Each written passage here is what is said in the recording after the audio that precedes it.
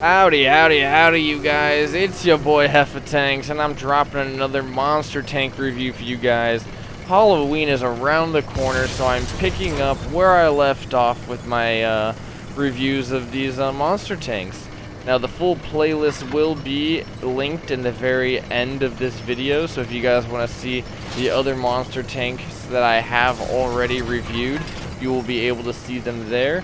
I am trying to have a full collection of Monster Tank reviews for you guys.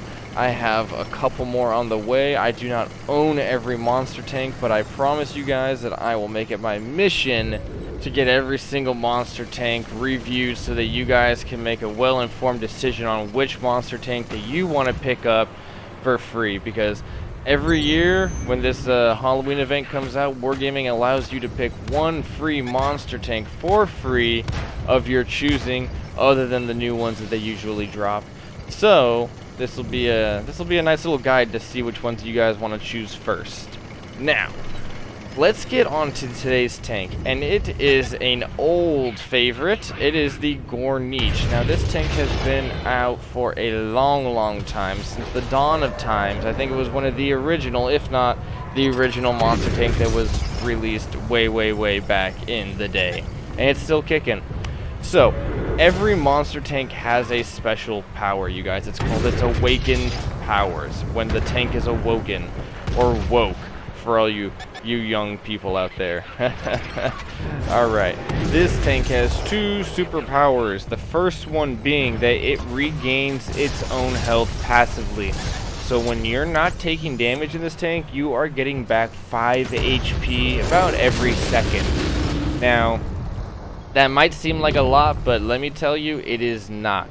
It is, you know, it can add up, but you have to be out of combat and not taking damage for a minute or more to regain any significant amount of health.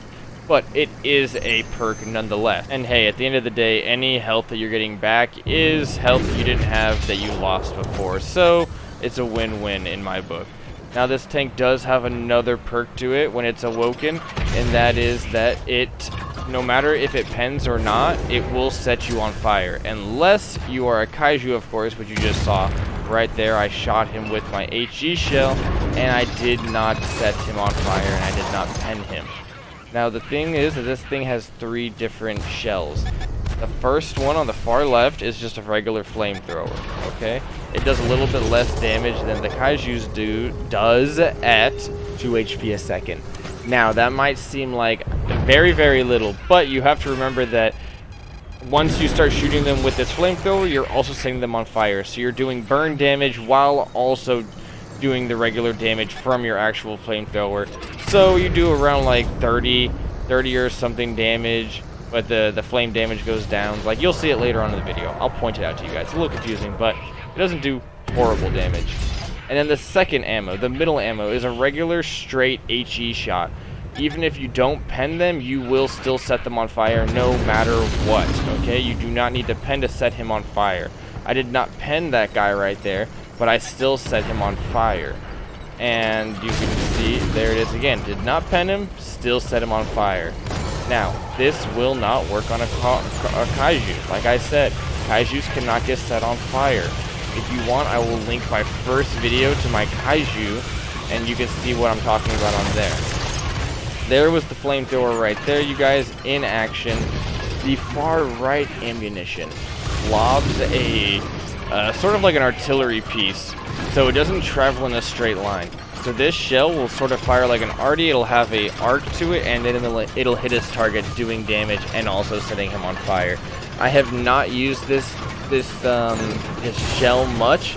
I don't find it quite useful, because if the target's moving, the shell will land behind the enemy. So you need to give lead to it like an artillery piece. It's like playing an artillery piece in a Gorynych. So I don't find it quite useful. I just find the regular middle ammo, if you want to do damage to them, the easiest. And now, just for a little side note right here, can we just talk about how cool this tank looks? Like, when it's firing its flamethrowers or whatever, it fires flaming out the sides of it. It has electricity coming out the tracks right here. This tank looks absolutely sick. Now, here's a great example of what the middle ammo HE can do. I don't pen him right there. I bounce off of him, but it doesn't matter. As long as your shell hits the target, it is gonna set him on fire, unless it is a kaiju. Now see, here it is again. I do not pen him. I shoot him right in the turret. Still set him on fire. And what you guys have to remember is that even though you're not doing a lot of damage, you are killing his crewmates, you are killing his modules, you are making his tank perform incredibly bad while setting him on fire. And even if he has a fire extinguisher, guess what? He's getting set on fire in another couple seconds because you have another shell loaded in. Now there is only one tank left. It is a Craft Panther, which usually is an absolute pain in the butt to find at the end of the game because they're just hiding, playing mannequin. But luckily this guy's drafting around, making it nice and easy on us. We have the middle shell loaded in because we're at range right now. We can't hit him with our close-up flamethrower. Don't pen him again. Who cares? He's on fire, and we want to close the distance into Gorynich. Switch over to our flamethrower, and then just face hug him and start pounding him. Just a little side note, you guys, I told you I would point it out when I said so, is that you can see that there's 2 damage icons, or 2 damage numbers when I'm burning him. The damage on the left is him burning.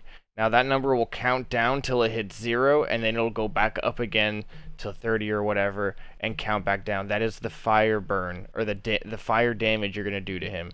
The number on the right is the actual damage that the flamethrower is doing to him. So 4, 2, whatever, every second, okay?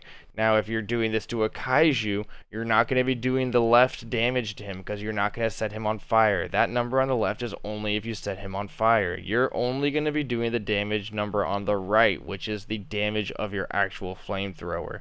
Just a little tidbit I wanted to point out to you guys. Okay, back to the video. And you know right now that his tank is looking like a dang Christmas tree in the bottom left corner, or wherever the heck his little mini map icon is for his tank, because he's losing crewmates and he's losing modules, which just makes the tank play like absolute poo-poo. Now again, I want to point out this is why you guys play monster mode. Well, not the only reason, but look at that commander XP at the bottom, 14,000 commander XP. If you want to grind out a crew, this is the event you want to do it in. This is the event that you want to throw all of those commanders that you just have laying around that only have 1 or 2 skills on them, and you can build them up to be something very, very good. Now, just quickly, I want to touch on the equipment that I was using. I was using the spawn liner. It worked out well for me. You guys could use whatever you think fits correctly for you. Here are the 3 ammo choices: the flame, and we go down to the razor bombardment. And then we go down again to the Inferno Eruption. So, very, very funny names for these ammunitions. You can see all the damage statistics right there, but I gave you already a rundown of it. The armor in this thing does work better than the kaiju. It does have armor that actually sort of works, and when you're trying to RBRT this thing in a light tank, it is incredibly difficult and annoying. Even Lycans struggle to RBRT this thing. You're going to have to actually aim your shells in with this. The maneuverability of the tank isn't the best. It's not the worst either. It's definitely slower than the kaiju, but it still can get around. As you guys can see in the background right here, you can see all the stuff I've already been saying. The Awoken Powers, it can set people on fire with its multiple different types of ammunitions, and also that it can regenerate health over a period of time. And apparently the Gorynich is a dragon. I didn't know that. And here's a picture of what one possibly looks like according to Google. So I mean, that's cool. It's got 3 heads. Anywho, that is the Gorynich in a nutshell, you guys. If you're playing this tank, you want to get up close and personal. You want to set people on fire. You want to pull back, regain some of your hit points. And one thing you want to do is stay away from kaijus because they will absolutely tear you up. The kaiju is the direct spawn of Satan for this thing. Doesn't get set on fire, and your fire damage will do little to no damage to him. So ye be warned. Anywho, this is a solid tank. It wouldn't be my top pick. I would choose a kaiju over this if we're talking about heavy tanks.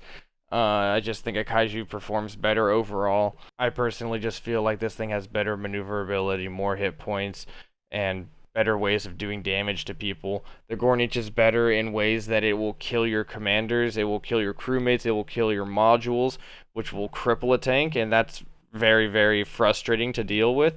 So in that sense, it's really good, but I feel like the Kaiju is just better of just putting damage downrange.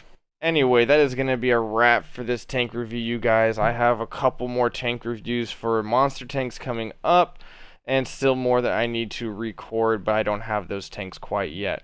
But I will still have, I think at least 3 or 4 more tanks out for you guys before October comes. Once October hits, then I will have more tanks to review for you guys. So you will again be able to make an informed decision on which tank you want to pick up for the monster mode. And I highly suggest you guys do play the monster mode because of the crew XP boost is insane. And honestly, the game is a lot of fun. The mode's a lot of fun. Thank you so much for watching, you guys. If you do me a favor and just ammo rack the like and subscribe button, go and hit the bell in the top right. I'll let you know when I drop my next video.